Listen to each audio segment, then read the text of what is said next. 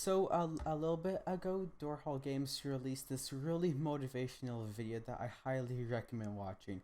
Despite it being on the topic of quitting, it feels really inspiring. And during his video, he mentions how unhappy he was with his current 2D art, and watching that reminded me of how I was in the exact situation a while ago. And you can see more information on the comment I left there where I essentially put an essay, so you can always go there for more information if you want. But you also may be wondering what does this have to do with experimenting?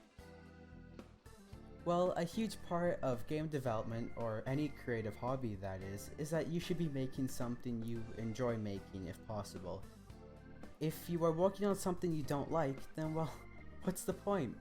Like, I understand if you have to work on something, but I'm just gonna assume that you have the choice to choose what you make. Now, not all parts are gonna be fun. Things such as getting 10 errors after changing one single line of code, or that one issue that just can't be solved, obviously are not gonna be fun. But I'm talking about the main aspects, the programming and technical side, the art, whether it be 2D or 3D, creating worlds and experiences for people to enjoy. But how do you find out what you enjoy and don't enjoy? How do you find your strengths and weaknesses? Well, you have to experiment in different areas. But there is probably at least one part that you kind of struggle with. You might have a hard time programming, making art, or game design. But if you aren't good at something, that's not always the best reason to dislike it. Sure, it's gonna have like some impact on how much you like it, but sometimes the struggle is what makes it fun. Like, for me, creating games wouldn't be as much fun if it was just like a cakewalk where it's like, oh, you instantly make everything work the first time. Like, have you ever asked someone, oh, hey, how did the development go? And then they say, oh, it was easy. But however, if you have a struggle that just seems impossible to overcome, that's when it can become an issue. I originally started making 2D games when I first started using Unity. I decided to do that first because, well, the programming seemed kinda scary, and the catch was, who would have guessed with 2D, we only have 2 dimensions instead of 3 dimensions. Yeah, kinda shocking. And plus it had no 3D modeling experience at the time. However, my 2D art skills were, and still are, pretty lacking, so that made 2D game development kind of a hassle. I always used placeholder art and very simple things I made. It was around the time I started to exit the tutorial phase where I always had to use tutorials to add stuff, and was able to make basic things by myself within Unity, such as picking up coins. Anyways, I was starting to get the hang of the engine and was making a basic top-down shooter game where enemies just chase after you and you have to survive for as long as you can. It was really flawed, but it was the best thing I made at the time. So I mean, if you were to go like, oh yeah, don't worry, we can win this. Yeah, you don't really stand much of a chance. What's the frame rate? I forget where it is. Right here. Oh yes. So yeah, this kind of happened, and it made me like, okay, what kind of complex issue causes to not work? And do you want to see what it was? It was the fact that I put a greater than sign instead of a less than sign.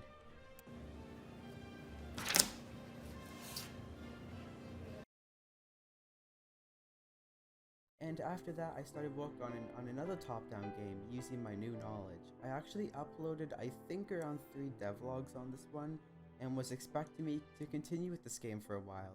But my motivation started dwindling when I finished making the basic stuff, and like had some art-related stuff to do. I had a few friends at the time helping with pixel art, but one thing was bothering me about making stuff in a 2D scene. How do I design any art in 2D? My art skills are already pretty bad, and having to create an environment now, I struggled to draw the basics of basics, and yet I had to create all this other stuff. I could put the time to practice and eventually I'll be able to do it, but all this was slowly taking away at my motivation to work on game dev in general. All my ideas were 2D based, An idea a friend and I thought of a while ago was a top down puzzle game where the health system is a heart rate, where you have to keep it stable.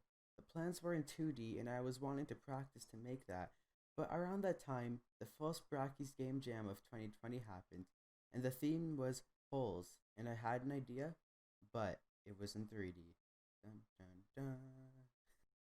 The main idea was that a giant cube was falling and you had to parkour through areas to fall down holes to get to lower areas in order to survive. I was always wanting to attempt a 3D game, but making one, I didn't really feel ready to do so. So I was thinking, well, I don't enjoy 2D games right now, so may as well try. And then it finally happened. I almost quit game dev. Normally, in a story, this is the point where I make a giant life changing, in huge quotes, discovery, but that didn't really happen here. At least at the moment. Something that has always stuck out to me in game dev was making something. Something considered a basic asset in video games: movement, health, items, inventory. Making all those things and getting them to work just had this amazing feeling of, I made this. I, myself, added this into my own game. And just knowing that I was making something that is part of video games that tons of people play is just such a cool feeling. One that stood out was the 3D environments in games. Just being able to walk around and control the camera however you want, having the extra access allowed for so much more. And I was able to more easily structure the scene with cubes and prototype materials, but that's as far as I got at the moment with the game jam. I did not finish the game and I took a break from game dev, but it was because I felt burnt out. I did not want to continue making something I did not enjoy making, and I wanted to return better than before. And like I mentioned before, you should always be making something you enjoy creating. And well, I needed a project idea that I was always wanting to make.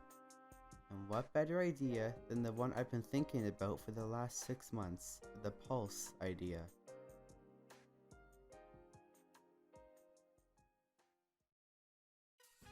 The game idea was in 2D, and things were intended to be that way, but I decided that a lot of the features could be really cool in 3D.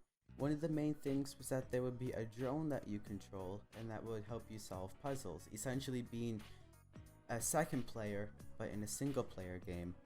And I was thinking about how cool that could be to control in 3D, and designing the environment sounded a lot easier to me since I can actually make it in a 3D scene.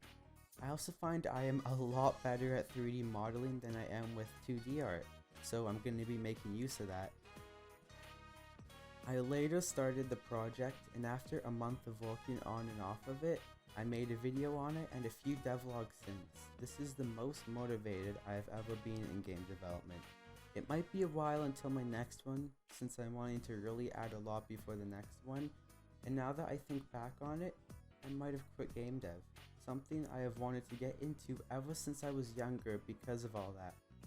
So if you ever feel demotivated, or feel like you aren't able to work on something because you don't feel like you have the quote-unquote skills, you can always practice and improve, or even try some other things.